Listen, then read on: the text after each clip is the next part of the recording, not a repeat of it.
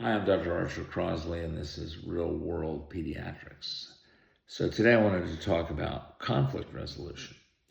Now, the recent stabbing of this boy, Austin Metcalf, in Texas, brings to the forefront the need for proper conflict resolution in children and adults. It's a big deal. More than ever, conflict resolution is paramount. Conflict is more of a problem in our modern world, and it's increasing between individuals and between countries. Thus, the need for proper conflict resolution. What are some of the benefits of proper conflict resolution? I'm going to put them up on the screen here. Improved relationships, increased productivity, greater resilience, improved communication, better problem solving, better management of our emotions, a positive environment, reduced stress and anxiety, improved cohesion, and prevention of escalated disputes.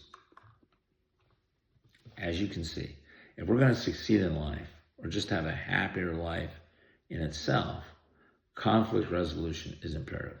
We have to know how to do it. With that stated, how can we get good at it? What can we do to improve ourselves? Well, the short answer is to do the complete opposite of what Tony and Carmela Soprano do in the television show The Sopranos. Okay, what's the long answer?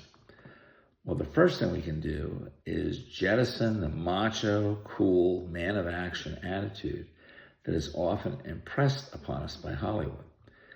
In Hollywood, people shoot from the hip. They kill each other, they beat each other up with impunity.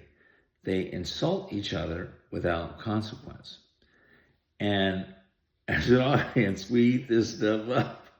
We eat this stuff up because Hollywood provides escape. This is the stuff we wish we could do in real life, but can't. That's one of the reasons why we watch The Sopranos, to watch Tony and Carmela fight. Unfortunately, young people don't always understand that this is harmful, and they decide to try out some of the stuff that Hollywood as fiction can get away with. And often the results aren't good. Kicking butt and delivering insults to people will work in the world of fiction, but these approaches generally have disastrous results in the real world. They only look good on television and in the movies. In Hollywood, the characters aren't real people. They're often emotionally invulnerable characters that are performing to a pre-written script.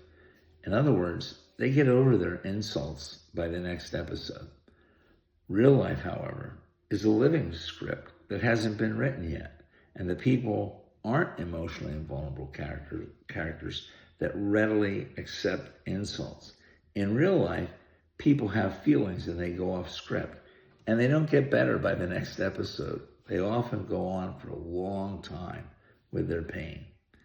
Thus, the necessity of skills. Okay, what are these skills?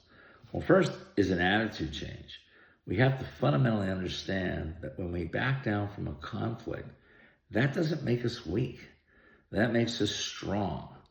Too many young people proceed immediately forward into a disastrous conflict because they're afraid of losing face or they don't want to appear weak in front of others.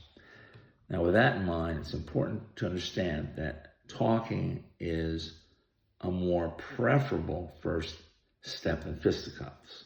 We always reserve the right to use violence later if nothing else works. Now, there are times and circumstances when we must move forward without diplomacy. But generally, we should try to work things out by talking to people. If we're in the wrong, we can begin by apologizing.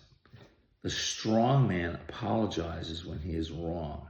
It is the weak man who clings stubbornly to his opinions when he is wrong. Now, sometimes we're in the right and we see a person itching for a fight while clinging to his or her wrong opinions. Sometimes we have to give a little even though we may be right. The Hatfields and the McCoys were two groups of people who had a hard time giving a little ground, and the results were disastrous. Now, one could say the same about other popular conflicts around the globe. And we can all think of a few that are in the news. The key to conflict resolution is to give a little. It also helps to smile and keep an easy attitude about yourself. Now, as I have stated before, some people are bullies and they do take advantage of you. That's a more difficult situation. There are times when a bully needs a slap upside the head, and some conflicts can be resolved in that manner. There are no easy answers here. After all, we can't be total doormats. Generally, though, if we're going to resort to violence to resolve a conflict, it isn't necessary to whip out a knife or a gun as a first response. A gentler approach would be in order. One approach would be to try to make friends of the person who has offended you. Now, as Abraham Lincoln once stated, I destroy my enemies by making them my friends.